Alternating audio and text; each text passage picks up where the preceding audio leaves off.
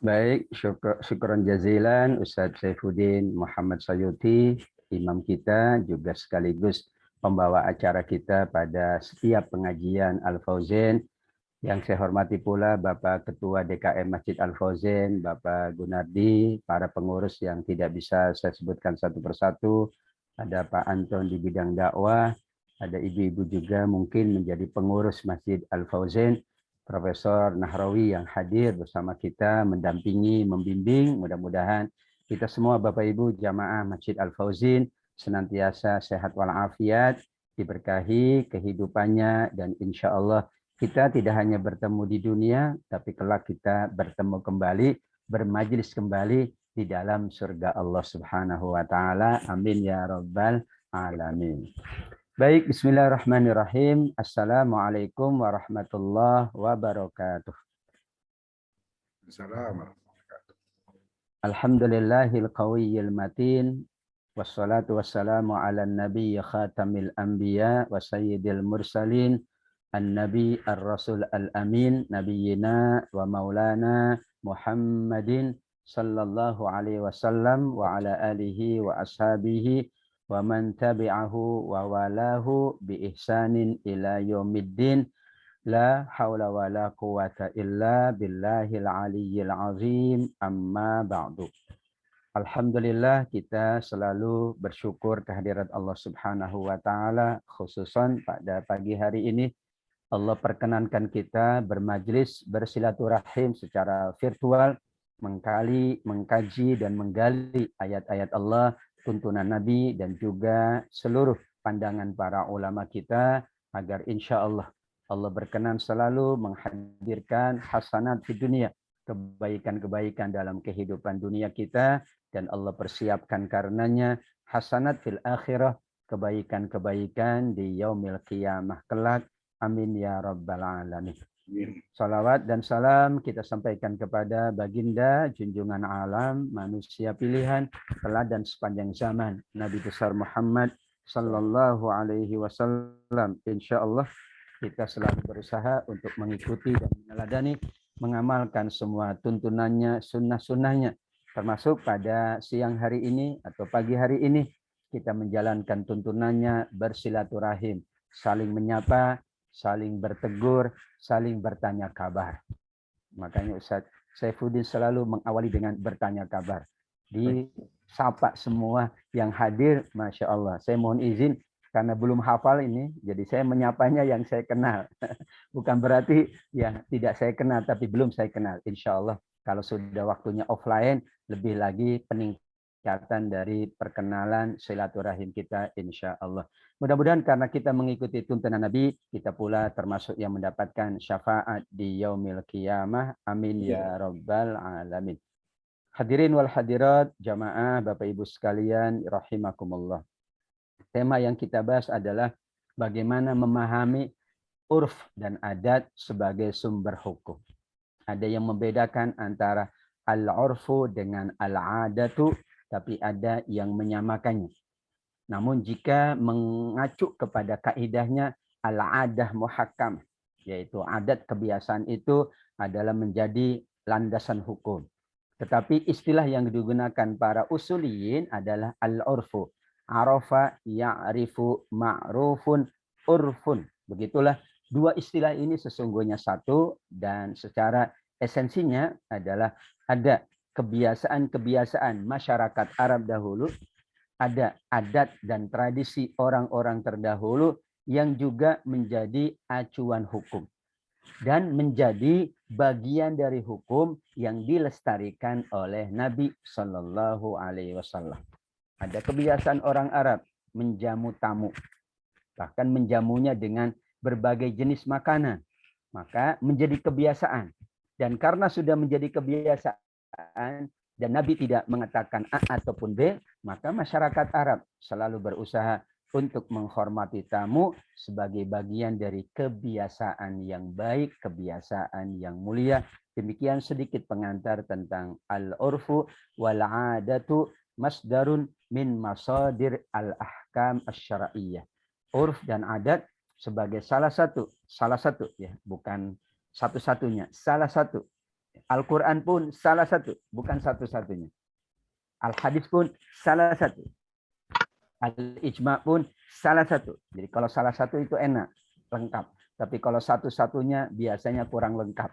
Supaya lengkap, salah satu dari acuan dan dijadikan sumber para ulama menggali hukum yang kemudian kita amalkan adalah al-urfu wal-adat.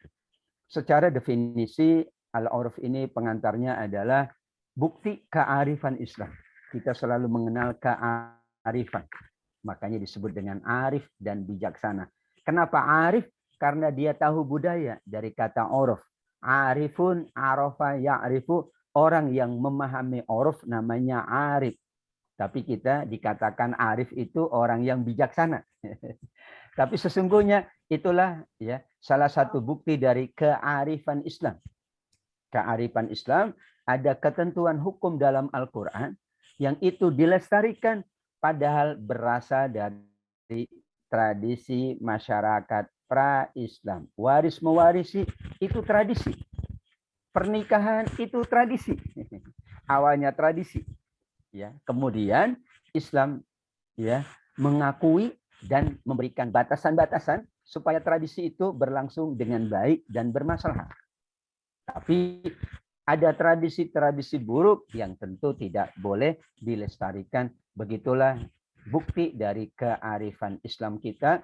Ketentuan di dalamnya ada yang berasal dari masyarakat, tradisi masyarakat, bahkan masyarakatnya luar biasa. Bukan masyarakat Muslim. Ini masyarakat pra-Islam. Masyarakat jahiliyah karena tidak bertentangan, maka dijadikan sebagai bagian dari sumber hukum. Kita mengenal sekarang budaya.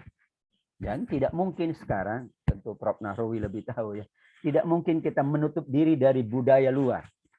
Selama itu tidak bertentangan, tidak ada masalah. Jangankan budaya luar, budaya dalam saja kalau bertentangan ya tidak boleh. Budaya luar kalau bagus, ya kita jadikan sebagai landasan. Tapi kalau tidak baik, luar dan dalam sama saja. Begitulah konsensus para ulama tentang al-urf, tradisi yang ada dan terus berkembang dari waktu ke waktu. Islam sangat memperhatikan tradisi masyarakat untuk dijadikan sumber bagi jurisprudensi hukum Islam. Tentu ada penyempurnaan, tadi ada batasan-batasan. Prinsip demikian itulah yang dijalankan oleh Nabi. Kebijakan-kebijakannya tertuang dalam sunnah-sunnahnya. Mencerminkan kearifan beliau dengan tradisi para sahabatnya. Ketika sebelum diharamkan khamr, yang dipertimbangkan apa? Adalah tradisi masyarakatnya. Ini masyarakat kalau langsung dilarang, langsung dicegah, akan timbul kontra. Maka dituntun dulu, disampaikan dulu manfaat dan madarat, terus dibimbing sampai siap, barulah khamr itu diharamkan. Pengharamannya berbasis pada kebiasaan. Dan banyak yang lain pula. Nah, disinilah tentu kita memaknai lebih luas lagi bahwa manusia itu atau sekelompok masyarakat pasti punya tradisi. Tadi Ustaz Saifuddin menyampaikan ini tradisinya Jamaah Al-Fauzin, ngajinya jam 9. Tradisi dan bagus, ya bagus. Karena tidak bertentangan. Karena keadaan, karena sudah konsensus kesepakatan para pengurus dan alhamdulillah Bapak Ibu jamaah sekalian merespon dengan baik, mengikuti dengan baik dan itulah makna al-urf, kebijakan atau kearifan Islam dan kearifan seorang Nabi Muhammad sallallahu alaihi wasallam dan menjadilah disiplin ilmu pengetahuan dalam usul fikih ada babul urf menjadi metodologi hukum. Kerangkanya adalah bagaimana kita menjadikan tradisi itu adalah tradisi yang tidak bertentangan dengan nilai-nilai Al-Quran, nilai-nilai As-Sunnah atau nilai-nilai ijma'nya para ulama yang sudah pernah kita bahas pada bulan yang lalu. Sekarang secara pengertian, kenapa nanti dibedakan dengan adat? Arafa ya'rifu, artinya al-ma'ruf. Ya, ma'ruf itu sesuatu yang dikenal. Wa'ashiruhunna bil ma'ruf. Bergaul, ya, menggauli istri, itu ternyata tidak ada tuntunan dari Allah, tidak ada tuntunan dari Nabi. Tapi dikembalikan kepada ma'ruf yang sudah dikenal. Ibu-ibu dikasih belanja berapa, Bu? 1 bulan. Beda. Masyarakat Al-Fauzin, masyarakat yang lain beda. Masyarakat perkampungan, masyarakat perkotaan beda. Apakah salah? Tidak. Karena urufnya, karena kebiasaannya, karena yang sudah dijalankannya adalah itu. Kalau perkotaan 1 bulan 5 juta. Perkampungan 1 bulan 2 juta misalnya. Kalau masyarakat tertentu sekian. Wa ashiruhunna bil ma'ruf menunjukkan bahwa Islam menghargai kebiasaan sebuah masyarakat dibebaskan. Nafkahnya tidak ditetapkan, harus sekian, tidak ada. Tapi dikembalikan kepada uruf. Mahar. Ibu-ibu, saat kita menerima mahar, ada yang sama, beda. Ada maharnya pakai tanggal. Ya, tanggal pernikahan. Misalnya kalau sekarang 19 September, jadi 19.922.1. Nah, itu ya. Ada juga yang pakai begitu. Boleh? Boleh. Ya. Jadi maharnya angka rupiahnya pakai angka tanggal pernikahan. Boleh? Boleh. Namanya dikembalikan ke uruf. Demikian juga jenis pendidikan kita, bagaimana berinteraksi sesama kita, dikembalikan banyak kepada adat atau uruf. Itulah arafa ya'rifu ma'ruf. Orang yang dikenal namanya ma'ruf. Wah, fulan ma'rufun. Ma'rufun bi khairihi. Dikenal kebaikannya. Kita ingin menjadi orang yang ma'rufun bi khairihi. Wah, fulan dikenal banyak berinfak. Dikenal banyak bermajlis. Dikenal banyak ya kebaikannya. Itulah yang dikategorikan secara bahasa sebagai al-urfu, arafa, ya'rifu, urfun, ma'rufun. Atau dimaknai juga secara bahasa al-urfu ma'nau al-khair. Jadi kalau begitu, urf yang dimaksud, adat yang dimaksud adalah harus kebaikan. Tidak boleh al-urfu asyar. Itu ditolak otomatis. Khomer itu betul. Kebiasaan. Tapi dilarang karena syar. Ada kebiasaan Arab. Wa idzal mau'udatu su'ilan. Ya, anak bayi dikubur hidup-hidup. Tentu bertentangan. Makanya dituntun oleh Allah agar itu dihilangkan. Al-khair, al-ihsan, demikian juga ar-rifku, kelembutan. Ketiga-tiga makna ini, al-ihsan, al-khair, ar-rifku, dimaknai dengan makna al-uruf. Artinya adalah kebaikan. Untuk itu, adat tidak boleh adat yang buruk. Saya biasanya bangun jam 7 pagi. Ah, itu nggak bagus, jangan. Ya, karena itu kebiasaan yang bagus. Bagusnya bangunnya sebelum subuh. Nah, itu yang bagus. Saya biasa kerjanya jam 7 lewat. Padahal ketetapan kantor jam 7. Ya, itu kebiasaan nggak bagus. Harus dikoreksi. Ya, disinilah al-khair, al-ihsan, ar-rifku semakna dengan al-urfu. Kalau kita mengacu kepada Al-Quran, Bapak Ibu yang dimuliakan Allah, kata al-urf itu hanya satu di surat Al-A'raf 199. Tapi kalau kata ma'ruf banyak. Khudhil afwa wa'mur bil urfi. Tapi dimaknai ma'ruf, dimaknai dengan kebaikan. Jadilah engkau pemaaf. Suruhlah orang selalu mengerjakan yang baik, yang ma'ruf, serta berpalinglah dari orang-orang yang jahilin. Kenapa jahilin? Dia tidak faham al-urf. Biasanya kalau datang ke sini begini, nah, ada orang yang menyalahi kebiasaan, itu dianggap jahil dia, tidak arif. Ya, berarti tidak menggunakan uruf. Datang ke satu kampung, ya, biasanya sholatnya pakai sarung. Yang baik adalah kita mengikuti uruf. Apakah salah? Ya tidak. Tapi kalau tidak ada ya jangan dipaksakan misalnya. Saya punyanya cuma celana aja Ustaz. Ya sudah. Tapi kan ini namanya uruf. Uruf itu tidak wajib. Tapi baik untuk kita mengikuti. Kenapa? Karena kita ingin dipandang baik oleh Allah. Tapi juga ingin dipandang baik oleh manusia. Kalau ngantor pakai batik. Nah itu uruf. Kan tidak ada di Al-Qur'annya. Ya, cari aja yang nggak ada. Kata batik aja tidak ada. Tapi karena sudah kalau Jumat itu batik, ya di kementerian atau di kantor, ya kita ikuti. Apa itu bagus? Ya bagus. Melestarikan budaya batik. Karena batik menjadi tradisi bangsa Indonesia. Batiknya ada Mega Mendung. Ya, kalau saya Cirebon, namanya Pak Anton Mega Mendung. Nah, itu. Kalau batik Solo beda lagi. Batik Pekalongan beda lagi. Ya silakan aja. Yang penting itu bagian dari menjaga, melestarikan budaya dan tidak bertentangan. Kecuali budaya tidak berpakaian, jangan dilestarikan. Kok budaya tidak berpakaian?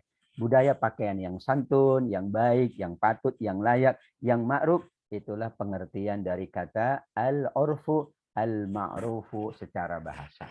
Sedangkan secara istilah, ma'ta dan nas wasaru alaihi fi umuri hayatihim wa muamalatih. Apa yang menjadi kebiasaan manusia dan mereka menjalaninya terus-menerus kehidupan tersebut, bermuamalah dengan itu, baik itu berupa perkataan, kita mengucapkan salam sehat. Nah, sekarang sudah menjadi kebiasaan yang bagus. Boleh? Boleh. Tentu diawali dengan salam dulu. Assalamualaikum warahmatullahi wabarakatuh. Salam sehat semua Ibu. Boleh? Boleh. Selamat siang aja boleh. Yang tidak boleh adalah selakat siang. Nggak boleh. Karena itu doa tidak bagus. Ya namanya kan kita ingin. Ya Allah mudah-mudahan siang ini selamat. Tapi kita awali dengan Assalamualaikum warahmatullahi wabarakatuh. Salam sehat semuanya Bapak Ibu. Kan alhamdulillah. Perkataan atau perbuatan. Ya, yang tadi sudah salah satu contohnya menjamu tamu atau ada hal-hal yang biasa untuk ditinggalkan.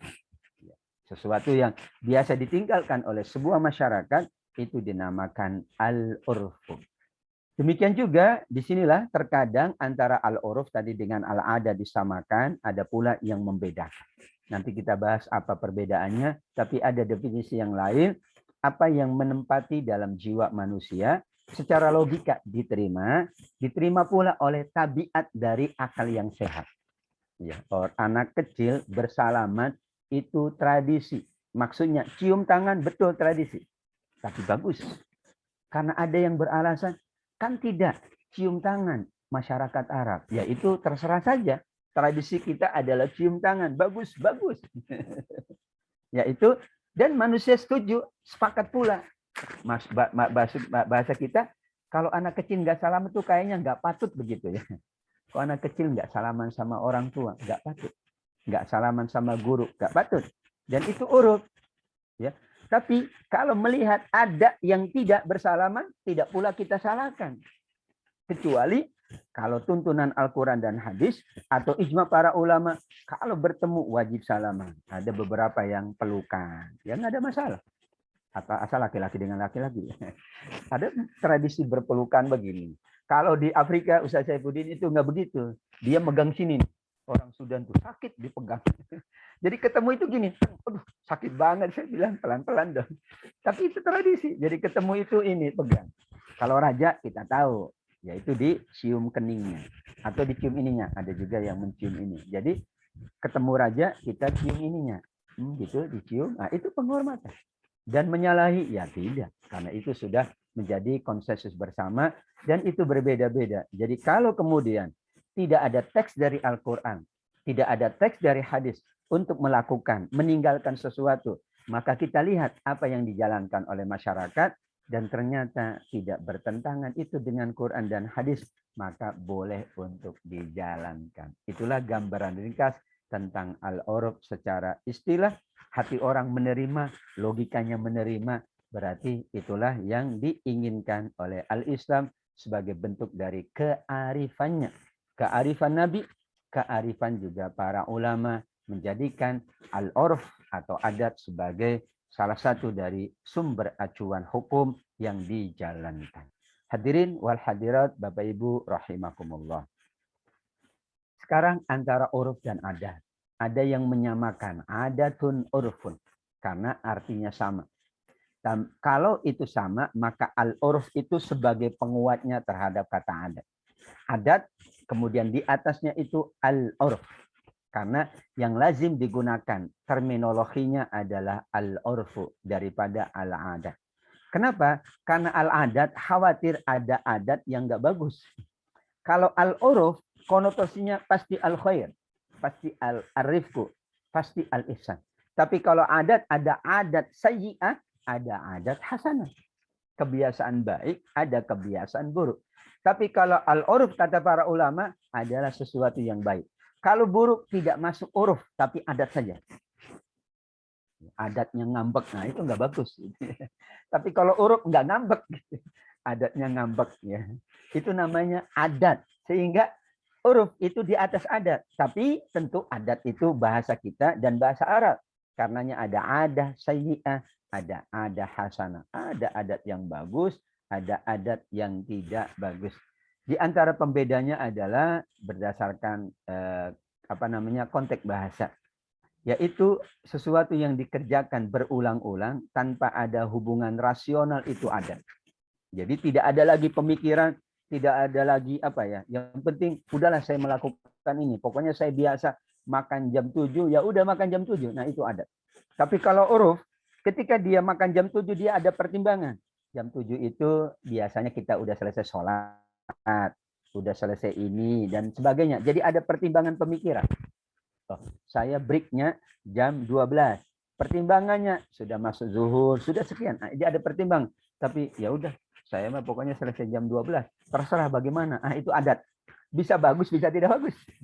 Jadi tidak ada pertimbangan, sekedar hanya berulang saja.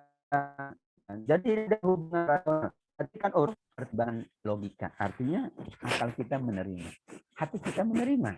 Nah, dikasih 50 dikasih 5 juta belanja 1 bulan, menerima akalnya, hati menerima, sudah. Tapi kalau tidak menerima, kenapa? Karena tidak ada pertimbangan. Kan gajinya naik, Mas. Kok 5 juta? Harusnya kan 7 juta. Kenapa? Wajar dong, uruf. Kenapa? Gajinya sudah naik. Ketika gajinya turun, diturunin, nggak ada masalah. Itu uruf. Ya, itulah pertimbangan yang dijadikan landasan kenapa sebagian ulama membedakan. Misalnya Syekh Mustafa Ahmad Az-Zarqa. Al-uruf itu bagian dari adat. Karena adat memang lebih umum dari uruf. Al-uruf harus berlaku pada kebanyakan orang di daerah tertentu, bukan dilakukan oleh seseorang secara pribadi atau kelompok tertentu saja. Dan itu dilakukan karena ada proses pemikiran, ada pengalaman, ada pertimbangan-pertimbangan. Jadi uruf itu bukan sembarangan dijadikan uruf. Ya, jadi ada bahasa kitanya analisa ilmiahnya gitu ya. Kenapa masyarakat Arab itu pakai pakai sorban, pakai jubah? Oh, ini landasan ilmiahnya ada. Bukan sekedar yang penting deh, yang penting beda gitu ya. Enggak. Kenapa sih pakai batik? Ini landasannya. Dulu ada sejarahnya. Dulu orang tua kita begini. Sehingga itu pertimbangan-pertimbangan ilmiah menjadikan dari adat menjadi uruf. Tapi kalau tidak ada pertimbangan ilmiah, ya sekedar ada. Kenapa pakai kacamata? Ya, udah pakai kacamata aja. Pertimbangannya ya memang usia yang sudah pakai kacamata ya. Kalau nggak kacamata ini bureng saya nggak ngelihat. Ya. Tapi kalau huruf saya sulit melihatnya kalau nggak pakai kacamata. Tapi kalau angka biasanya nggak pakai kacamata juga tetap melek ya. Angka ya. 1 triliun, nah itu melek. Nggak pakai kacamata juga bisa. Tapi kalau huruf-huruf gini, apalagi huruf Arab yang gundul, aduh kalau nggak pakai kacamata nggak kelihatan katanya. Nah itulah kira-kira gambarannya. Penggunaannya memang sedikit dibedakan. Adat itu kan dari ada ya'udu. Ada takror, pengulangan-pengulang. Jadi kalau 1 kali belum dinamakan adat. Berapa kalinya tidak ditetapkan oleh para ulama. Yang jelas harus ada berulang-berulang. Tapi yang lazim digunakan oleh para ulama adalah bukan adat, tapi al-uruf. Karena ada pertimbangan logika. Karena hanya yang baik-baik saja. Sedangkan adat berkemungkinan ada sisi keburukan dan sisi kebaikan. Dan itu diterima oleh khalayak ramai. Kenapa diterima? Karena secara akal juga mereka memahami ini bagus. Dan secara hati mereka menerima. Sehingga landasan dari itulah layak untuk membedakan antara adat dengan al-uruf. Nah, kalau secara rumusannya Bapak Ibu ini, adat mencakup kebiasaan pribadi. Tapi uruf tidak boleh kebiasaan pribadi. Misalnya orang per orang ini. Saya kalau makan pakai nasi. Pribadi. Saya kalau makan tidak bisa. Kalau enggak pakai sambal. Pribadi. Saya tidak bisa makan kalau tidak pakai kerupuk. Nah, itu pribadi juga ada itu. Ya. Teman saya kalau nggak ada kerupuk kayaknya nggak makan. Ya, sehingga kalau dimanapun nyari kerupuk. Nah, ini juga adat pribadi. Kalau pribadi itu adat, sedangkan uruf adalah sesuatu yang lebih luas lagi. Ada juga muncul dari sebab alami, misalnya cepat anak menjadi balik di daerah tropis. Itu cepatnya tanaman tumbuhan berbuah di daerah tropis. Ya, ada jenis-jenis tertentu. Nah, itu adat. Ya, adat. Tapi apakah bisa? Boleh. Misalnya baliknya seseorang di kawasan tertentu itu adalah berdasarkan adat. Bapak Ibu, kadang orang menetapkan balik itu pakai usia. Sekarang tidak zaman lagi. Karena dengan perkembangan ya zaman, perkembangan teknologi, anak kita sudah terdedah bahasa Malaysia, anak kita sudah terbuka dengan alam yang luas. Maka bisa jadi di beberapa masyarakat perkotaan anak lebih cepat balik daripada dahulu di masa tahun 60, tahun 50. Ini namanya faktor kebiasaan. Ya, ada di situ hal-hal yang mempercepat tingkat anak balik, ya, media dan sebagainya. Sehingga yang namanya balik itu kalau perempuan, maaf, misalnya 9 tahun, ya.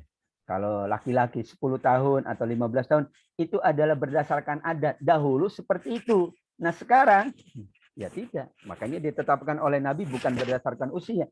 Balik itu kalau perempuan haid, laki-laki mimpi. Nah, udah.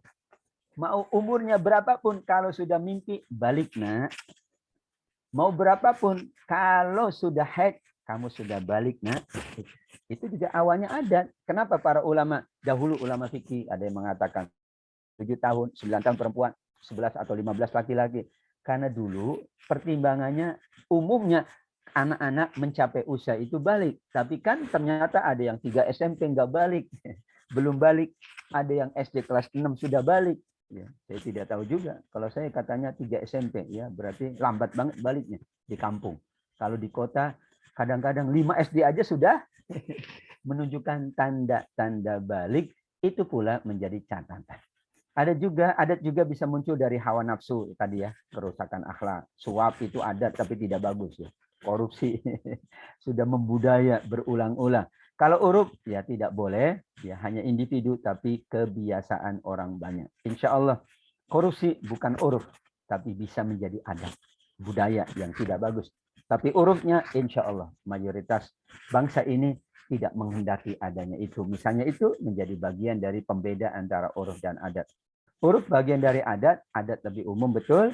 Kebanyakan itu bisa ya uruf berlaku pada banyak orang, tidak hanya pada pribadi atau golongan tertentu, bukan kebiasaan alami, tapi karena ada sesuatu yang mentradisi. Misalnya harta bersama. Terus terang harta gono gini itu adalah uruf. Karena Nabi tidak menentukan. Misalnya 2 suami istri, ya berusaha. Ya nggak tahu kan kita patungannya, modalnya berapa. Sehingga ketika terjadi sesuatu, maaf, ada harta gono gini. Tidak ditetapkan pula oleh hukum kita. Ya, 50-50, 30-70. Enggak, kenapa? Ya udah, dikembalikan kepada al-urf yang biasa berlaku. Atau kebijakan dari masing-masing keluarga. Jika suaminya, udahlah saya mah 70, kamu yang 30, ya silakan.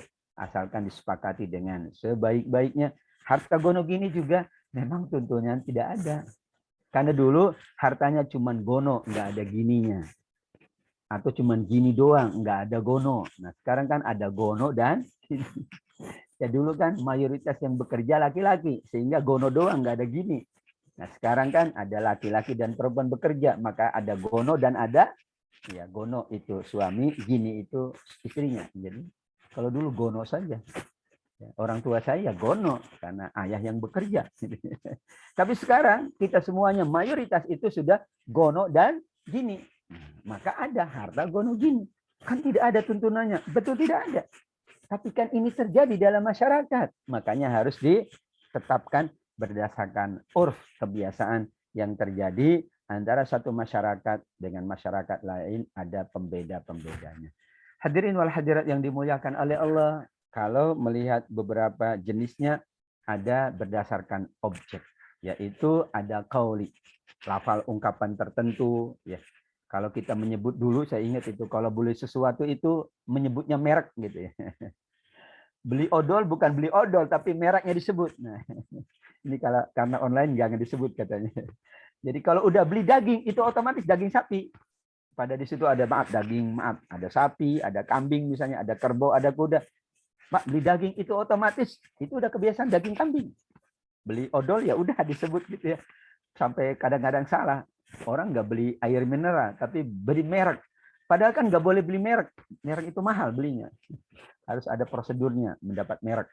Tapi itu kebiasaan secara lisan. Di Malaysia, ya Pak Anton ya Pak Gun, itu ada kebiasaan. Kita kalau jual beli di kampung, itu langsung otomatis yang membeli mengatakan, saya beli ya Pak. Yang menjual, saya jual ya Pak. Dan memang ada akad begitu menurut para ulama fikih dalam jual beli. Tapi sekarang kan enggak. Ya kalau masing-masing saya beli Pak, saya jual, kelamaan. Antrinya udah panjang, masing-masing harus melafatkan saya beli, saya jual. Tapi itu menjadi akad ya kauli yang kemudian sudah memadai. Kalau sudah diterima, sudah selesailah transaksi itu. Ya, selama tidak ada khida ya, kecurangan, maka sudah terjadi. Kan ada khiyar, yaitu ada tempo untuk melihat.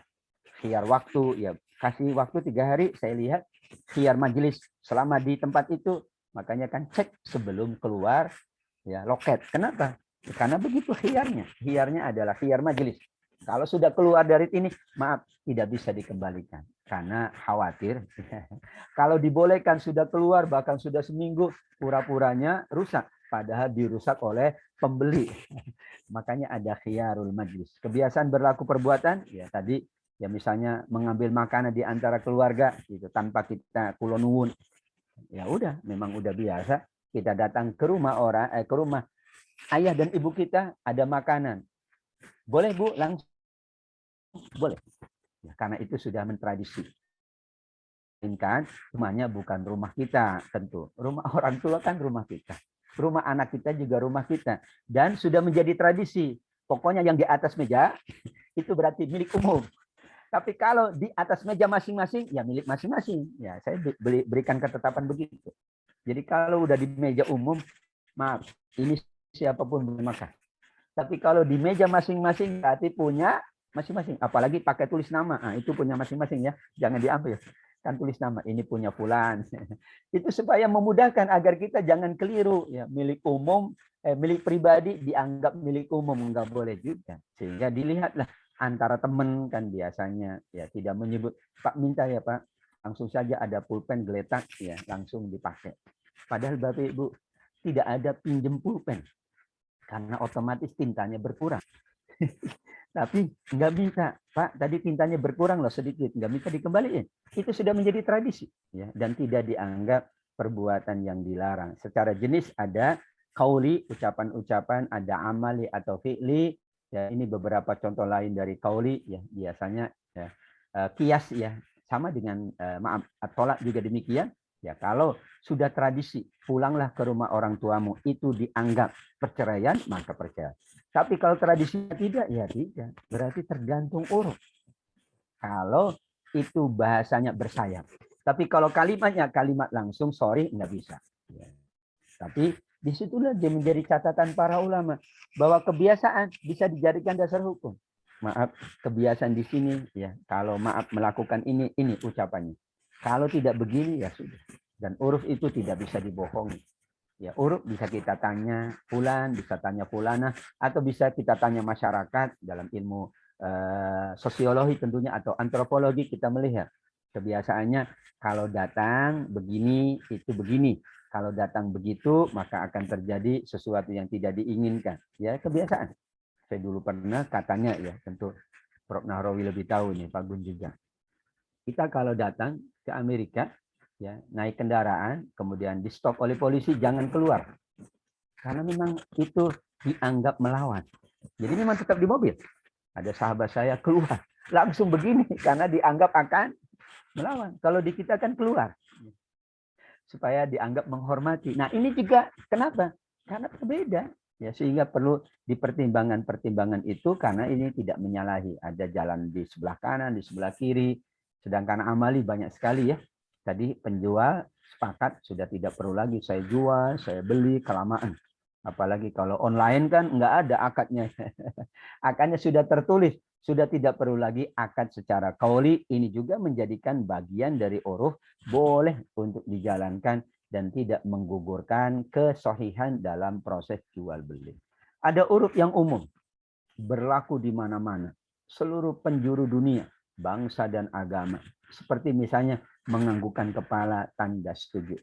Menggelengkan kepala, tanda menolak. Itu sudah menjadi uruf umum. Gimana Pak? Gimana Bu? Saya tidak setuju. Nggak ada orang yang begini setuju. Kayaknya sepakat seluruh dunia ya. Kecuali kesepakatan dunia diganti gitu ya. Jangan manggut, jangan kemudian ini. Atau misalnya di Jepang ada ya macam-macam tradisi. Nah, tapi kalau di ya seperti memberi hadiah ya, orang memberikan kebaikan, kita kasih hadiah tidak ada masalah. Ini uruf, ini kebiasaan. Al-uruf khos itu kebiasaan yang hanya terjadi misalnya kalangan pedagang. Ya ada pedagang. Kalau di Lombok itu ya kalau jual beli apa ya itu ya. Kalau tidak salah kuda kan pakai sarung katanya. Ya udah kebiasaannya begitu. Dan mereka tidak dirugikan. Asalkan itu betul-betul sudah menjadi kebiasaan. Dan harganya sudah sesuai gitu ya. Kan pakai di bawah sarung gitu ya. Enggak ketahuan kan. Tapi kalau kita nggak tahu, mereka sudah biasa antar pedagang, sudah lazim. Ya, ataupun misalnya kalau bulan Ramadan ya sudah tahulah harga naik gitu. Ya, halal bihalal setelah menunaikan ibadah Ramadan ya itu kan tidak semua melakukan. Kalau di negara Timur Tengah habis Idul Fitri tidur semuanya. Kalau di kita malah jalan-jalan keliling-keliling. Ya, kenapa? Karena itu menjadi tradisi dan bagus untuk kita saling bertegur sapa, silaturahim, maaf memaafkan dan lain sebagainya sesuai tradisi yang berlaku. Ada yang sahih, ada yang fasik. Jadi tidak semua uruf itu diperkenankan. Kaidahnya kalau bertentangan dengan Al-Quran dan Sunnah, tidak ada maslahat yang didapat. Bahkan madarat yang didapat, maka itu termasuk uruf yang fasik. Tapi kalau ya tidak ada membuang kemaslahatan, tidak ada mendatangkan madarat, maka boleh. Seperti hadiah, ya hadiah kepada calon mempelai, misalnya bukan mas kawin ya hadiah. Saya kasih hadiah kamu rumah, nggak ada masalah. Lafadznya kan hadiah. Tapi itu di luar dari mahar yang menjadi hak seorang calon istri dan menjadi kewajiban seorang calon suami. Selama itu sesuai tidak ada masalah, ya tadi menghormati tamu, pelayanan, minum, tempat tinggal, karena tidak ada bertentangan. Tapi maaf, ada yang kebiasaan masyarakat Arab pinjam meminjam menggunakan riba. Kebiasaan khomer, judi, ya kebiasaan maaf melakukan perbuatan maksiat itu dikatakan kebiasaan fasik, artinya yang rusak, tidak boleh dijadikan landasan. Jadi tidak semua uruf itu boleh, tidak semua adat itu boleh. Ada pertimbangan keabsahan. Kalau tidak bertentangan boleh, kalau bertentangan tentu dikategorikan fasid karena dikhawatirkan kata para ulama berdasarkan adat budaya orang memberlakukan budaya yang salah. Ini bahaya kalau korupsi jadi budaya. Itu budaya tapi budaya yang fasid, yang rusak. Tentu tidak boleh. Atau misalnya ada anak-anak gitu ya, kalau lulusan itu coret-coret baju, ya nggak bagus itu. Atau kebiasaan lulusan maaf melakukan ngetrek, keliling gitu ya, keliling Depok. Ini kan kebiasaan yang buruk dan tidak boleh tentunya. Tapi misalnya setelah kelulusan ya menyantuni yatim kan bagus. Tanda syukur. Ayo kita satu kelas, kelulusannya kita kumpulkan yatim, kita santuni. Kan bagus. Karena tidak bertentangan dan itu bagus. Atau kelulusannya kita datang ya berziarah ke orang soleh, berziarah ke orang tua ya dan sebagainya, itu kan bagus. Atau menyiapkan makanan tertentu untuk orang tidak mampu. Nah, itu kan syukur atas kelulusan, tidak ada masalah karena itu tidak bertentangan. Karenanya uruf ada syaratnya ya. Yaitu uruf itu adalah yang sahih tadi, bukan yang fasik. Itu harus bersifat umum. Bukan hanya sekelompok orang, golongan tertentu, apalagi kalau individual. Telah memasyarakat, artinya sudah menjadi dahulu. Sebelum ada ketetapan hukum, sudah ada budaya dulu. Inilah yang selalu kontradiktif. Jadi, budaya itu lebih dulu dari hukum. Tapi kalau hukumnya sudah ditetapkan, ya, kemudian ada orang melakukan sesuatu budaya yang bertentangan hukum, nggak bisa. Karena sudah ditetapkan hukum dulu. Saat Islam datang, banyak yang belum ditetapkan. Makanya Homer belum ditetapkan. Masih dibolehin. Tapi ketika kita sudah selesai dengan ayat yang lengkap, hadis yang lengkap tentang Homer, nggak ada lagi kemudian, kami ini kalau nggak minum itu nggak bisa. Ya udah, Anda melakukan sesuatu yang dulu hukum. Dulu masyarakat Arab belum ada hukumnya. Maka masih dibolehkan bertahap.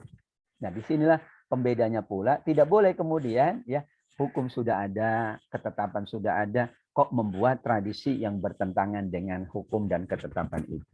Namun belum ada dan itu berkembang. Yang pernah kita bahas belum ya mungkin. Istihsan masalah mursalah itu kan ya sudah ada dulu, hukumnya belum ada, tapi persoalannya sudah ada. Kebiasaannya sudah ada. Kita datang ke sebuah masyarakat, dan masyarakat itu sudah melakukan sesuatu, dan belum ada ketetapan hukumnya, barulah kemudian ditetapkan hukum. Kalau bertentangan tentu sesuai hukum, kalau tidak bertentangan maka dilestarikan oleh hukum, oleh agama kita insya Allah. Tidak bertentangan dengan yang ditetapkan, ya. Demikian juga tidak berlaku dalam masalah ibadah mahdhah. Bapak Ibu, ibadah mahdhah tidak boleh berdasarkan budaya. Ya, ibadah mahdhah. Ya, kayaknya kita waktu sholatnya itu pendek. Karenanya sholat zuhur kita persingkat 2 rakaat. Nggak bisa. Wah, Ramadannya ini di kita panjang waktunya. Ada ya. Dulu itu banyak pertanyaan ketika kita berada di sebuah negara dan waktu, maaf, antara fajar ke maghrib itu panjang, boleh enggak? Kita menggunakan teori waktu fleksibel. Jadi kalau biasa terbenam matahari jam 7, sudahlah kita buat jam 7. Padahal belum. Nah, tidak bisa tentunya. Karena ini ibadah mahdhah. Kalau mau saat panjang waktunya pulang kampung. Sehingga puasanya tetap sesuai dengan waktu yang ada. Nah, ketika nanti musim dingin, waktunya pendek, Anda tidak masalah. Ketika waktunya panjang, kok jadi masalah? Berarti Anda itu sesungguhnya pengen. Nah, kan ketika musim dingin, kan jadi pendek waktu siangnya. Musim panas jadi panjang waktu siangnya. Itulah pertimbangan-pertimbangan itu tentu ada. Sehingga ibadah mahdhah ya tentang waktu Idul Adha tetap nggak bisa berdasarkan budaya. Ya. Waktunya ya, tapi merayakannya ya terserah. Idul Fitri tetap 1 Syawal. Demikian juga ibadah haji nggak bisa berubah. Karena ini pandemi kita nunggu ya boleh kalau tapi maaf boleh untuk ditangguhkan tapi tidak boleh mengubah waktu menunaikan ibadah haji tetap bulan Zulhijjah. Nggak bisa kemudian kita ganti nanti misalnya nih Zulhijjah pandemi ternyata bulan Muharram sudah tidak ada. Saya hajinya bulan Muharram ya tetap nggak bisa. Karena itu sebuah ibadah yang sudah dipatok oleh Allah dan oleh Rasulullah. Tidak mengakibatkan kerusakan, tidak menghilangkan kemaslahatan, dan tidak memberikan kesempitan atau kesulitan. Tidak ada ketegasan bahwa dalam konteks akad itu ya sesuatu orang atau masyarakat itu dirugikan. Ya, dan lain sebagainya, dan itu kebanyakannya adalah betul dalam bab muamalah, dan muamalah adalah interaksi seseorang dengan seseorang, satu pihak dengan pihak yang lain.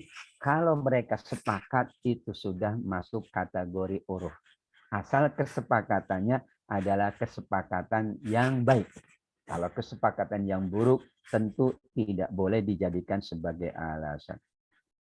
Istri belum boleh dibawa oleh suami pindah dari rumah ya sebelum melunasi mahar.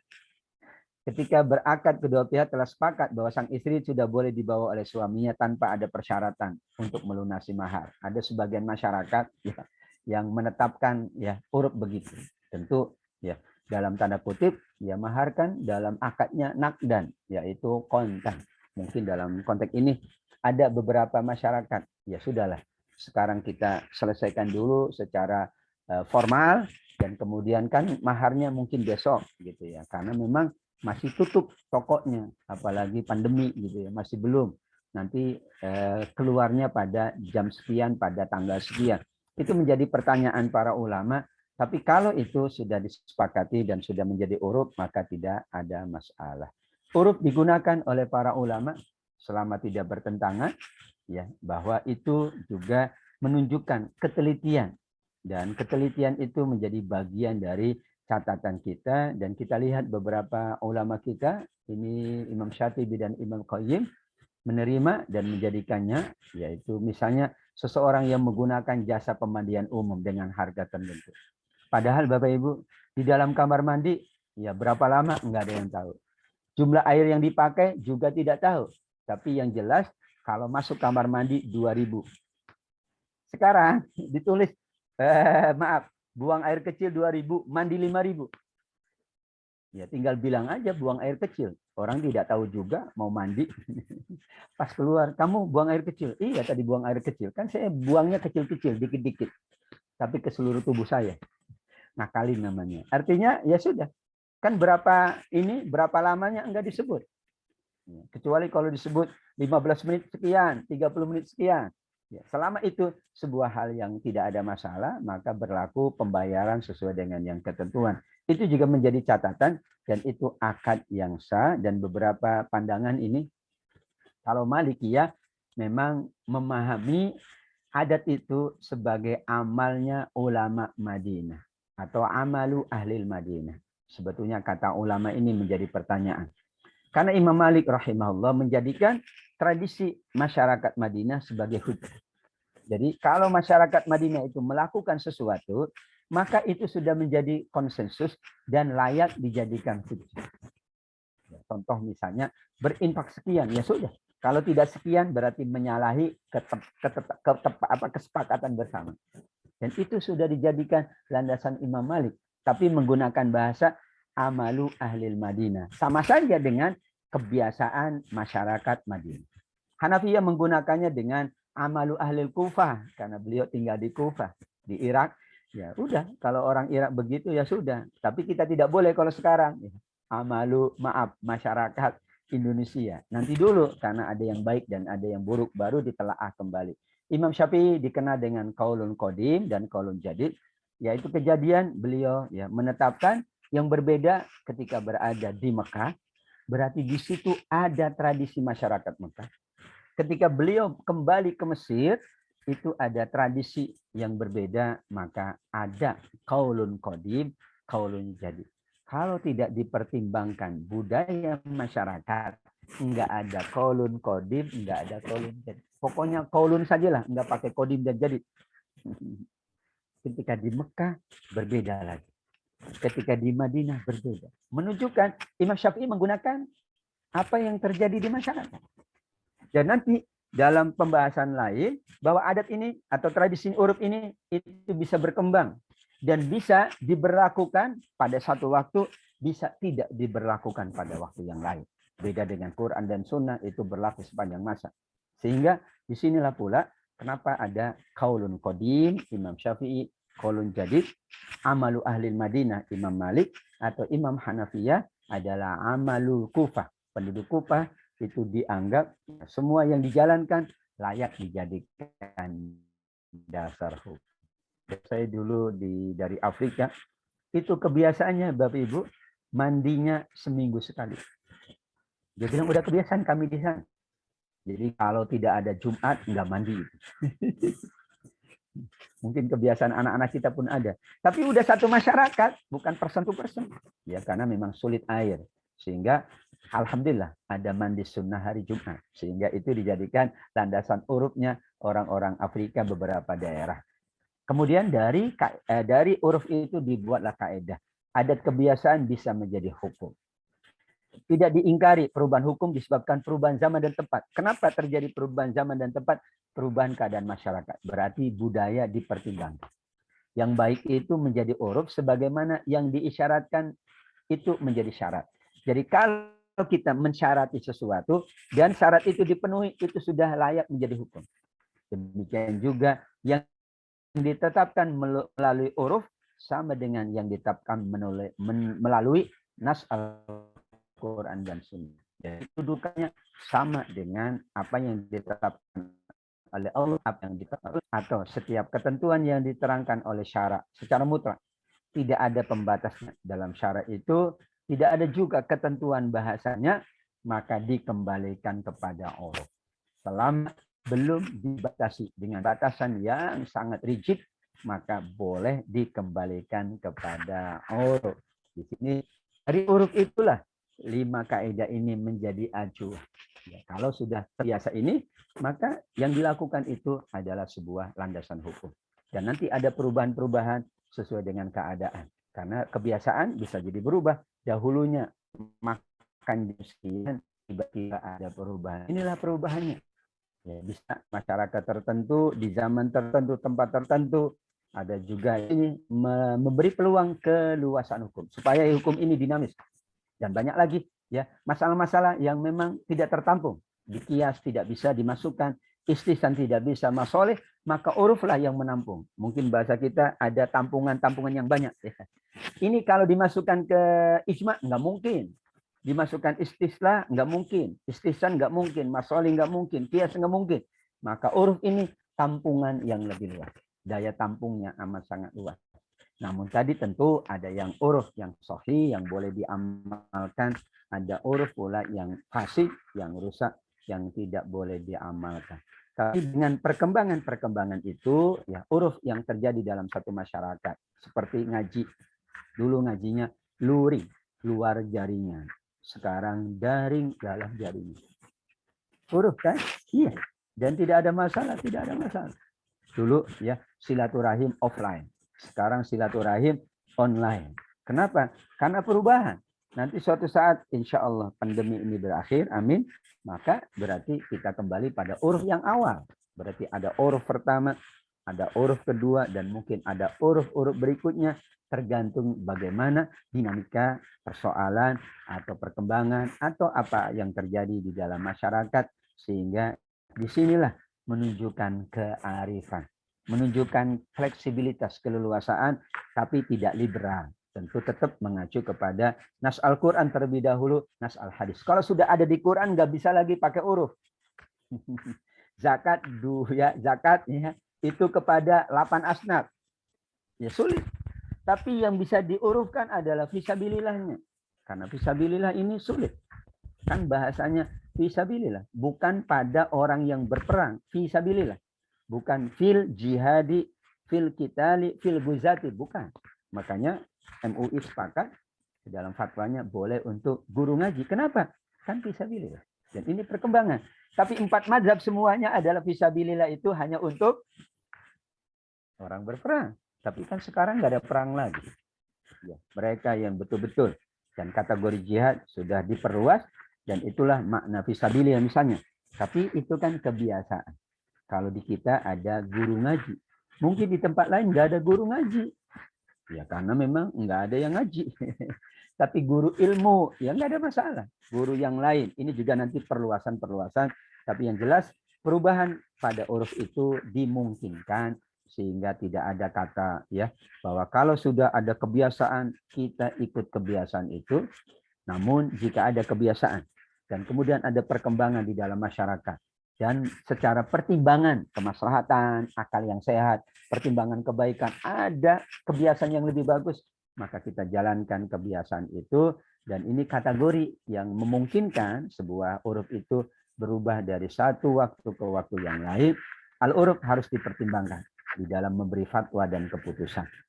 Akan tetapi seorang ahli hukum Islam tidak boleh memberi fatwa atau memutus hukum yang bertentangan dengan pokok syariat. Kecuali tentu darurat. Ya, kalau halal, karena darurat menjadi haram, menjadi halal. Misalnya bangkai. Tapi itu kan bukan ranahnya uruf, tapi ranahnya darurat. Dalam hal ini hukum didasarkan pada darurat, termasuk dalam rukhsah yang ditetapkan oleh para ulama hukum atas dasar ijtihad mereka.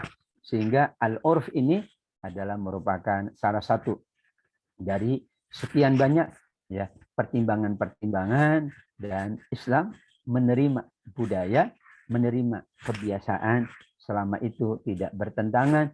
Dan justru kalau tidak salah Mahmud Shaltut pernah mengatakan, Grand Mufti Azhar, bahwa justru syariat ini kebanyakannya berasal dari budaya masyarakat. Apa yang tidak ada. Beribadah kan budaya masyarakat ngumpul. Lah ngumpulnya ngapain? Maka ngumpullah untuk ibadah berjamaah. Budaya masyarakat itu biasa membantu sesamanya, biasa saling bantu. Nah, kemudian kenapa tidak dizakatkan saja? Kenapa tidak diwajibkan saja zakat? Kemudian kenapa tidak ditambah dengan sunnah? Wakaf itu sudah dari dulu, biasa mereka memberikan bantuan. Atau misalnya ibadah-ibadah yang lain, atau muamalah yang lain yang sangat banyak. Sehingga disinilah insya Allah dengan demikian, pemaknaan akan uruf itu adalah pemaknaan akan sumber rujukan Islam, dan kita tidak menutup mata terhadap apa yang sudah ditetapkan berdasarkan budaya, melainkan budaya itu tentu bertentangan. Kalau bertentangan dengan nilai kebaikan, dan insya Allah kalau budaya itu tidak baik, setiap orang juga menolaknya. Enggak ada di dunia ini orang menolak budaya yang tidak baik. Ada satu masyarakat, ya hampir saya diajak, tapi tidak jadi. Jadi kalau sampai ke tempat itu, maaf, tidak boleh berbusana bagi kaum wanita, tidak boleh berpasana bagi kaum laki-laki. Kan berarti bukan adat yang bagus. Jadi satu tempat, kalau ke sana enggak boleh berbusana, tidak boleh berpasana sama sekali. Ya. Kayak padang mahsyar aja saya bilang. Kalau padang mahsyar memang ketetapannya enggak boleh ya mengenakan selai pakaian, namanya padang mahsyar. Sudah harus dilepas semuanya. Namun ini kan belum padang mahsyar, baru padang titik-titik namanya ada. Sehingga disitulah ketetapan tentu kembali ya Allah menetapkan dan Rasul menetapkan, tapi juga masyarakat ini dibekali oleh Allah akal, dibekali oleh Allah ilmu, dibekali oleh Allah kemampuan, dan di situ pertimbangan-pertimbangan itu layak menjadi acuan, dan para ulama dengan kebijakannya, kearifannya memandang bahwa salah satu sumber hukum Islam adalah al-urfus sahih, dan insya Allah dengan demikian menunjukkan bahwa Islam itu adalah solihun likulli zaman wa makan. Semua orang akan melihat dengan melihat al-urf ini, berarti Islam tidak anti budaya.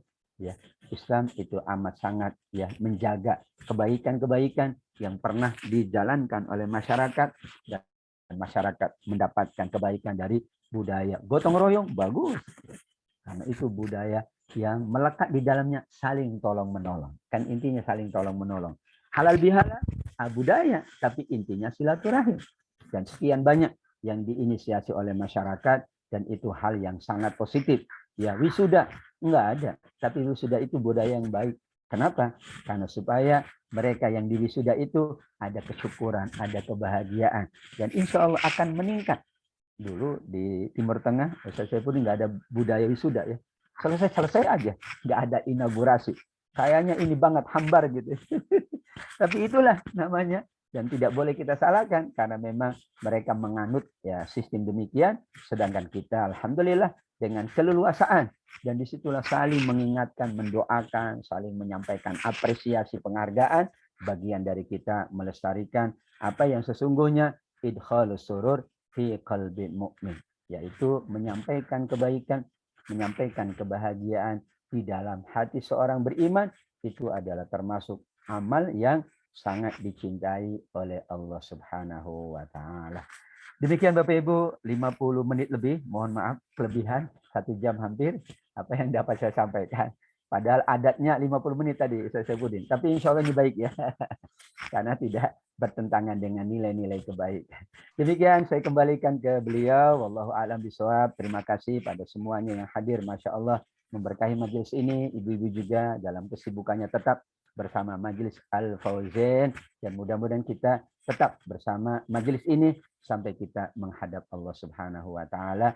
Amin ya rabbal alamin. Wal afu minkum. Hadanallahu wa iyyakum ajma'in. Wassalamualaikum warahmatullahi wabarakatuh. Waalaikumsalam warahmatullahi wabarakatuh. Syukran Ustaz, terima kasih banyak atas pencerahan yang telah disampaikan. Luar biasa, ternyata para ulama kita telah menyusun sedemikian rupa demi kepentingan Islam dan kaum muslimin. Ya, bahkan tadi juga sudah disampaikan bahwa Islam sebagai sebuah sistem salihun likuli zaman wa makan, kapanpun dan dimanapun, ya, sebagai sebuah sistem. Cuman sayangnya pemeluk Islamnya ini Ustaz, terkadang ada kebiasaan-kebiasaan yang kita saksikan terutama di jalan-jalan, di tempat-tempat umum, di ruang publik itu kearifan lokal yang budaya kita yang seharusnya ramah dan santun justru tenggelam, ya. Kemudian rasa kasih dan sayang kita terhadap sesama kayaknya sudah seperti luntur, kira-kira seperti itu. Padahal dari satu daerah ke daerah yang lainnya luar biasa warisan para nenek moyang kita, ya. Ini baru konsep Indonesia, belum lagi kalau kita bicara tentang seluruh kaum muslimin yang ada dimanapun dan satu sama lain ternyata dari negara ke satu negara berbeda, seperti yang Ustadz tadi sampaikan bahwa kalau di Arab Saudi kalau ini berpelukan ketemunya, kalau kita di sini cium tangan, tapi mereka juga mengkritisi kita kalau kita cium tangan, ini nggak ada sumbernya ini atau apa segala macam, padahal apa yang dianggap kaum muslimin itu baik, maka dalam pandangan Allah baik pula lah, sebagaimana Ustaz contohkan tadi.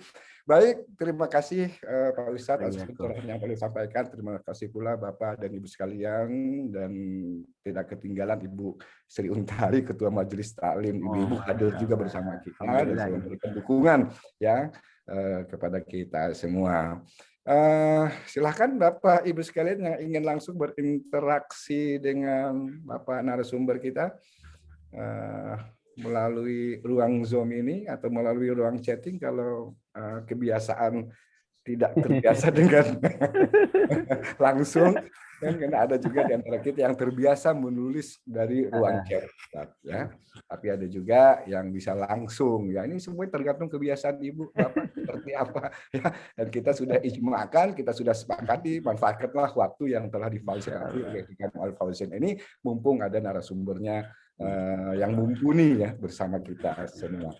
Nah, silakan saya beri kesempatan kepada Bapak dulu, para Bapak. Oh ya, silakan Ibu, dari mana dan siapa namanya? Saya Bunila Pak, dari Depok.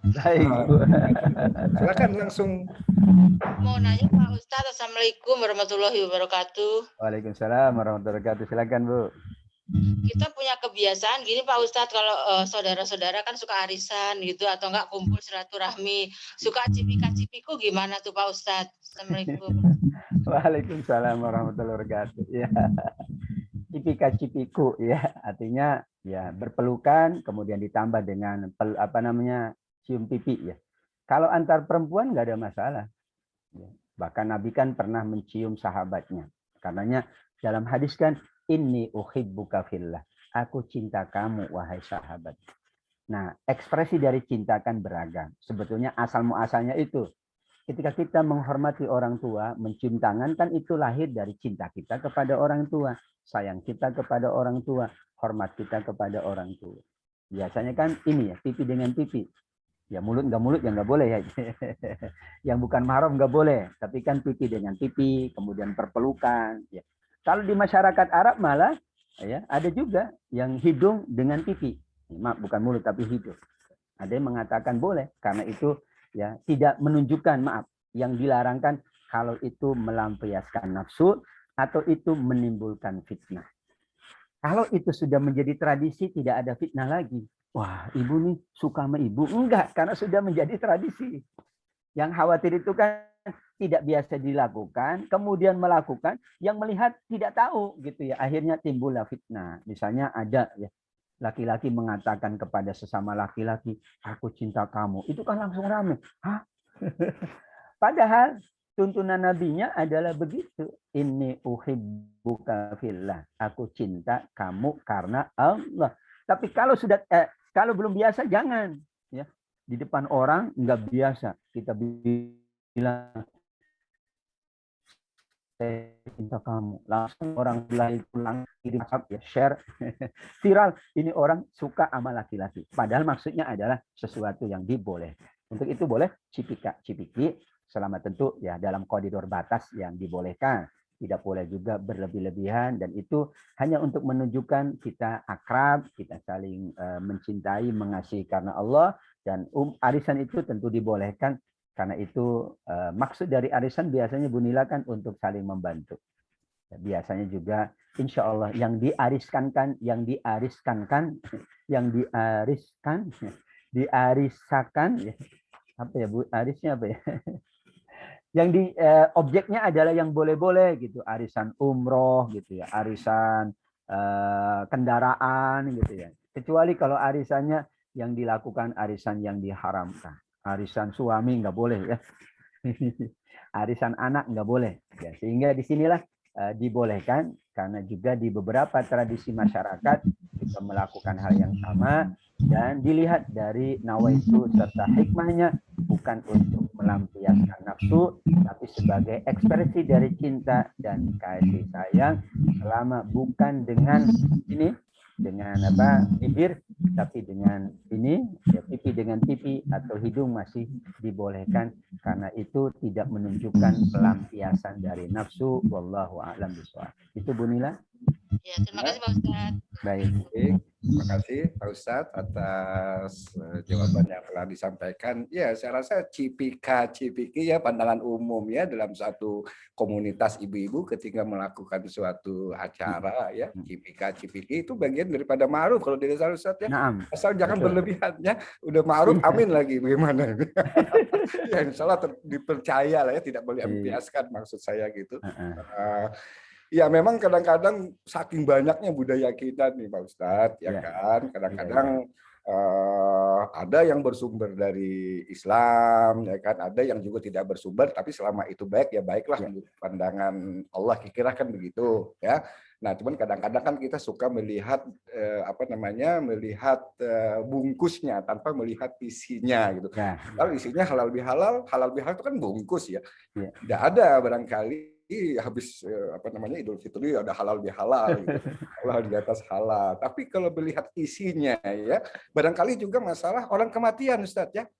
Ya, orang kematian mengadakan acara pembacaan pengajian. Nah, ini pas yang ditanyakan oleh Bapak Tito. Wah, Tito maksudnya T2 ya. T2 nih dalam chatting beliau, tahlilan, yasinan dalam rangka kematian seseorang apakah termasuk uruf, apakah adat atau bid'ah? Monggo Ustaz. Ya. Jadi tadi salah satu dari konsensus para ulama adalah muamalah. Ini kan muamalah. Yang kita jalankan adalah pertama mendoakan yang sudah meninggal dunia. Yang kedua menyampaikan ungkapan duka cita, ya menyampaikan kesabaran. Karena betapa bahagianya seorang keluarga ya manakala ada keluarga lain yang mensupportnya. Dan yang dijalankan tidak bertentangan. Baca Quran apa bertentangan? Tidak. Yang dibacakan zikir, apakah zikir bertentangan? Tidak juga. Bahkan di situ ada saling membantu ya. Kalau tradisi di saya kan gitu ya. Ada yang ditutupi gitu ya. Apa gitu ya Ustaz Saifuddin ya, Bagun ada ditutupi pakai kain putih, nanti masukin amplopnya. Itu kan tujuannya adalah untuk membantu sahibul musibah. Karena sahibul musibah itu tidak hanya dibantu secara materi, tapi juga perlu dibantu secara non materi. Dan ini adalah muamalah. Kita tidak jadikan itu ibadah mahdoh, bukan muamalah. Kalau itu muamalah maka kembali kepada uruf. Ya, di beberapa tempat lain tidak, ya itu adalah uruf. Tapi yang tidak melakukan juga tidak boleh kita salahkan. Yang melakukan pun tidak boleh kita salahkan. Karena uruf itu adalah, pertimbangannya adalah bagaimana masyarakat menjalankan untuk menghadirkan kebaikan. Dan kita disebutkan saling mendoakan. Enggak ada di situ misalnya. Kecuali maaf, ya, ada tradisi ya, kematian tapi dengan musik-musik gitu ya lah. Itu kan bertentangan jelas. Orang sedang berduka, orang sedang ingin mendoakan, maaf, malah dipakai dengan alat-alat yang tentu bertentangan. Tidak demikian. Yang datang pun semuanya mengenakan baik, pakaian yang bagus, ya, menunjukkan bela sungkawa. Boleh nggak usah tradisinya? Ada yang nanya, pakai pakaian hitam boleh aja, karena itu tradisi. Ini kalau bendera kuning kan kematian. Kalau bendera merah pernikahan ya. Kalau bendera putih angkat tangan. Jadi kalau bendera kuning kan ya udah mau ganti bendera boleh, tapi nanti kalau diganti orang jadi nggak paham, orang kebiasaannya begitu. Wah, bendera saya ganti Ustaz merah kuning hijau. Nanti orang datang itu bingung, ini kematian atau apa? Maka kita pakai pasang bendera kuning. Di tempat lain nggak pakai bendera kuning ya wajar dan itu menjadi kebiasaan mereka. Kalau di Eropa yang nggak ada bendera kuning ya sudah mafhum saja. Secara langsung kalau ada ini ya sudah di depannya tinggal tulis setelah meninggal dunia, ditulis namanya sekian, mohon doa restu, mohon doa dan sebagainya, silakan. Itu bagian dari cara kita insya Allah menghormati mayit, mendoakan mayit, dan mendoakan sahibul hajah, sahibul musibah. Maaf, demikian juga di situ ada upaya saling silaturahim, tolong menolong. Bisa dibayangkan Bapak Ibu, ada orang kena musibah, nggak ada yang datang. Itu sakitnya tuh di sini. Udah musibah sendirian, itu tambah sulit. Tapi orang itu secara psikis, psikologi, kalau ada musibah, orang datang, orang apa ya bahasa kitanya, memeluk aja, sudah bagian dari melapangkan diri gitu ya. Ini orang datang, kemudian Pak, kami turut berduka cita, semoga almarhum, semoga almarhumah. Kan kebahagiaan Pak. Ya kami mendoakan Pak, tapi mohon maaf, nggak bisa lama-lama. Ya silakan aja. Maaf Pak, ini yang bisa kami bantu. Ya, selama tidak memberatkan dan tidak ada ya yang menyalahgunakan untuk kepentingan-kepentingan tertentu, maka itu menjadi uruf yang dibolehkan sebagai bagian dari muamalah kita untuk membantu sahibul musibah, mendoakan almarhum dan almarhumah. Demikian, wallahu a'lam bishawab. Sama dengan kiasnya nanti, bahasa kias ya, itu dikiaskan dengan ya. Sekarang banyak ya, misalnya wisuda Al-Qur'an, itu kan kebiasaan. Berpahala ya berpahala, karena pahala itu tidak hanya pada ibadah mahdoh. Orang makan minum aja berpahala. Kebiasaan saya makannya jam sekian, tidak ada masalah. Selama tidak merugikan dan membahayakan banyak orang. Kita kiaskan pula dengan beberapa tradisi-tradisi. Hari misalnya tertentu, hari kemerdekaan, tidak ada masalah. Ini kan muamalah. Hari kemudian di kita pula ada nuzulul Quran, ini juga muamalah. Maksudnya seperti yang sampaikan Ustaz Saifuddin, kita memanfaatkan momentum itu untuk kita saling ya ta'awun, tolong menolong, saling mendoakan, dan saling melapangkan di antara kita yang mungkin sedang diuji oleh Allah Subhanahu wa Ta'ala. Demikian, wallahu a'lam bishawab. Subhanallah, jawaban yang sangat tepat sekali, dan ini memang Ustadz perlu diperjelas gitu ya, harus disampaikan masalah-masalah ini. Dan memang menurut pengalaman, maaf ya, pengalaman saya waktu di Mekah itu, ketika ada tetangga yang meninggal itu disiapin dua Ustadz. Disiapin Quran ya di dalam, kemudian kursi di luar bagi yang tidak mau mengaji.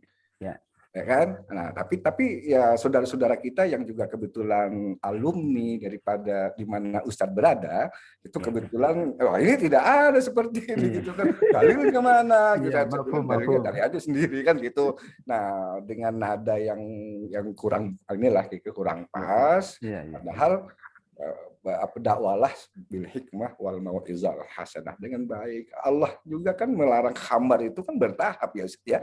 Tidak sekaligus dilarang khamar itu, tapi ada tahapan-tahapan, kira-kira seperti yang Ustadz pernah sampaikan di dalam kias itu. Kira-kira begitu. Jadi isinya yang penting apa yang kita lakukan dalam bertaziah itu. Ya.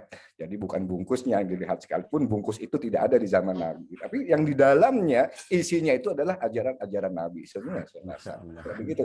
Baik Pak Prof, silahkan. Nah, beliau nih yang berpengalaman, saudara. Sudah melambaikan tangan beliau. Iya, monggo. Ya, assalamualaikum Pak Ustadz. Terima kasih Pak. Assalamualaikum warahmatullahi wabarakatuh. Menarik sekali Pak Ustadz apa yang Pak Ustadz sampaikan, bahwa adat dan atau orf itu bisa dijadikan sebagai pedoman dalam suatu hukum. Tapi itu kan yang adat yang baik ya Pak Atabik ya. Bagaimana menghadapi adat-adat yang kurang sejalan dengan agama? Apakah agama mengajarkan untuk mengeliminasikannya atau seperti apa? Misalkan gini Pak Ustadz ya. Ada suatu kebiasaan yang menurut saya sih tidak baik ya. Menanam kepala kerbau sebelum membangun sesuatu gitu. Nah, itu kan menurut kami kan tidak baik ya. Nah, gimana caranya? Apakah ada bagaimana agama menuntun kita untuk mengeliminasi adat-adat yang tidak baik tapi masih dalam koridor dakwah tapi yang hasanah gitu. Terima kasih Mas. Masya Allah, Prof. Ya, ini pertanyaannya berat. Setuju bahwa adat itu tadi sudah diklasifikasikan. Ada uruf yang sahih, artinya keabsahannya diakui oleh agama. Ada yang fasid, ya bukan hanya batil tapi fasid. Jadi merusak gitu ya, merusak tatanan, merusak hubungan dengan Allah, merusak hubungan dengan sesama. Karenanya ada dua sikap yang terbaik. Yang pertama adalah tentu ada batas yang kita sebut sebagai toleransi. Selama itu muamalah adat ya, bukan dari Al-Quran, bukan dari hadis, maka sisi toleransinya lebih tinggi. Karena kita pula tidak mungkin memaksakan dalam tanda kutip, apalagi di era sekarang ini untuk kemudian ini jangan dipakai, ini jangan dipakai. Maka jika kita mengetahui bahwa itu adat yang tidak bagus, budaya yang bertentangan, kita katakan saya tidak mengamalkannya, namun secara toleransi ya itu pula harus kita kembangkan. Karena jika tidak akan menyelesaikan persoalan juga. Yang melakukan tambah ya tidak suka dengan kita karena dianggap ya ini semuanya tidak bertentangan, semuanya bertentangan. Atau yang kedua adalah kita balik kepada hukum yang berlaku. Ya. Hukum itu kan ada dua.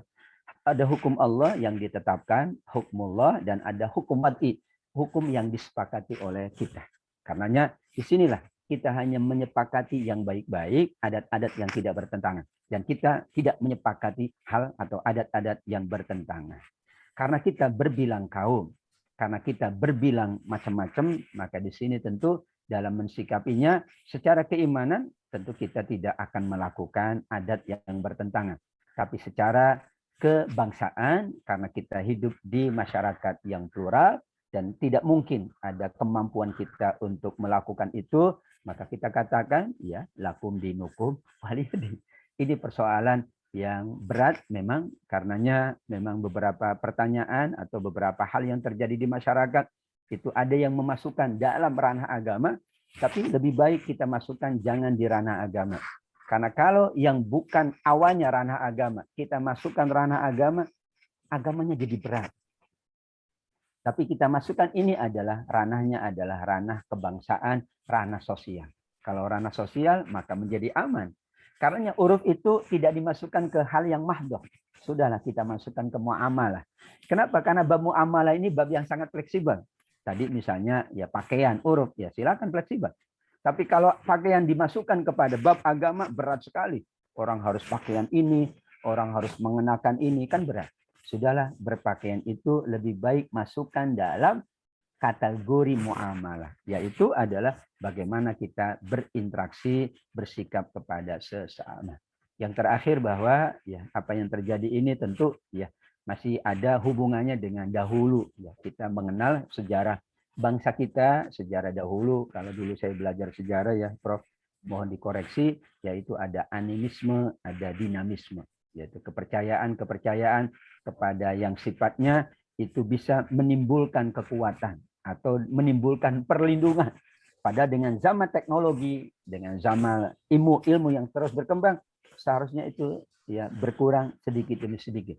Tapi ternyata jangankan di zaman daring ya, di zaman media, di zaman ya pasca media pun ya hal-hal yang bersifat itu masih kadang-kadang ada ketara. Karenanya sikap yang bijak insya Allah adalah kita memasukkan itu pada unsur muamalah, unsur-unsur sosial, kebangsaan, dan itu dituntun oleh hukum, dituntun oleh ketetapan, bahwa kita tentu memaknai dan meyakini bahwa itu bertentangan menurut keyakinan kita, tapi pada masa yang sama, karena ada ya sisi yang bersifat toleransi, maka kita katakan ya sudah, kalau itu sulit untuk dihindari, mudah-mudahan di masa yang akan datang dapat dihindari, sehingga bagaimanapun kita punya ya tadi pentahapan-pentahapan yang bagus, dan kalau kemudian pensikapannya tidak baik juga akan kontraproduktif.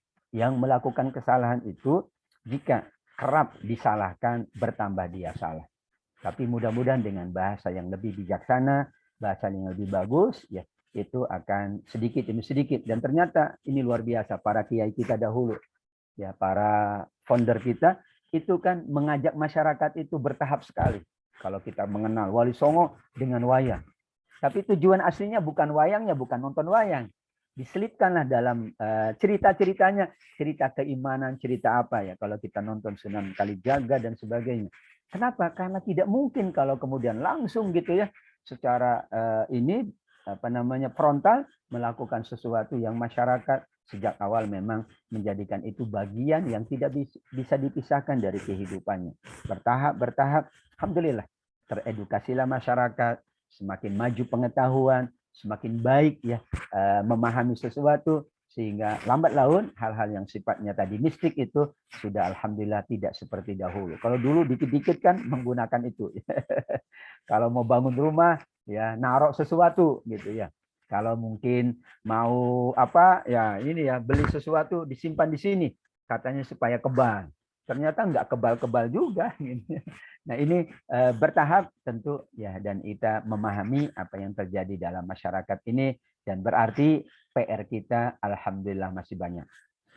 Kalau semuanya sudah selesai, ya berarti PR kita sudah selesai, Prof. Alhamdulillah PR kita masih ada. Berarti masih ada waktu kita untuk bermajlis, untuk saling bersilaturahim, untuk saling mengingatkan watawasau bil haqqi watawasau bis sabr. Demikian, Prof. Wallahu a'lam bishawab. Terima kasih, Ustaz. Mohon. Ad-dinu muamalah kata Ustaz tadi ya. Ad-dinul muamalah. Nah. Apa namanya, agama itu adalah hubungan interaksi antar sesama manusia. Tentu saja sesuai dengan tuntunan yang sudah disampaikan oleh Nabi kita Muhammad SAW dan huruf-huruf yang baik-baik, yang ma'ruf tentunya.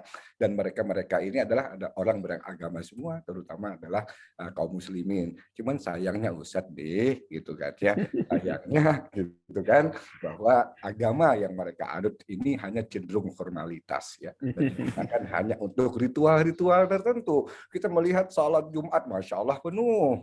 Begitu keluar dari Jumatan di jalan raya udah semrawut lah, kira seperti itu. Nah ini mungkin PR Ustadz ini kira-kira ya. Baik, kebiasaan kita memang kebiasaan yang baik adalah bahwa pengajian kita ini berhenti pada pukul 30 menit setelah pukul 10 ya, dan kita membiasakan itu yang baik walaupun agak lewat sedikit. Silahkan, maaf Bapak Ibu sekalian yang lain belum sempat bertanya karena kita juga dibatasi oleh waktu. Baik. Dan kita harus konsisten dengan itu. Biasakan adat. Baik. Nah, untuk terakhir monggo Bapak Ketua DKM Al Fauzin. Nah ini juga kebiasaan kita, beliau menutup dengan statement beliau.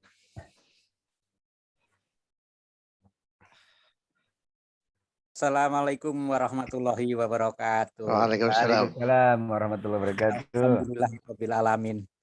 1 jam kita sudah mendengarkan tausiah dari Pak Ustadz At-Tabiq Lutfi yang saya kira saya pribadi paling tidak itu mendapatkan manfaat yang sangat besar sekali. Semoga begitu juga dengan jamaah yang hadir pada Zoom meeting pada hari ini.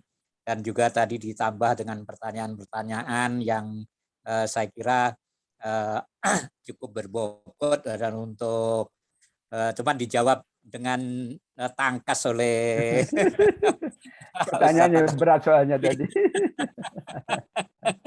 Sebetulnya saya juga sepakat, sebenarnya masih banyak bahkan di era modern ini yang untuk seperti ini sebetulnya mungkin di lorong-lorong yang kita tidak ketahui, bukan di lorong-lorong yang gelap, di antara di tempat-tempat yang sebetulnya dalam logika kami sebenarnya tidak perlu ada yang sebenarnya sudah tidak harusnya ada kan gitu, itu masih banyak.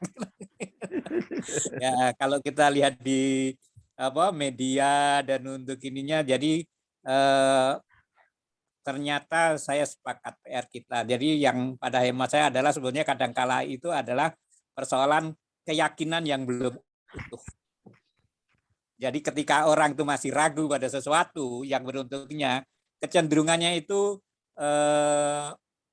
tertarik dengan iming-iming alternatif lain. Nah, ini dalam situasi yang kayak sekarang ini sebetulnya juga agak marak gitu. Ya kalau kita melihat di medsos yang bisa menggandakan uang, bisa terus ya banyak hal lah yang ada. Nah, nah saya kira itu ini buat arahan yang menurut paling tidak kita pikir gitu ada remnya.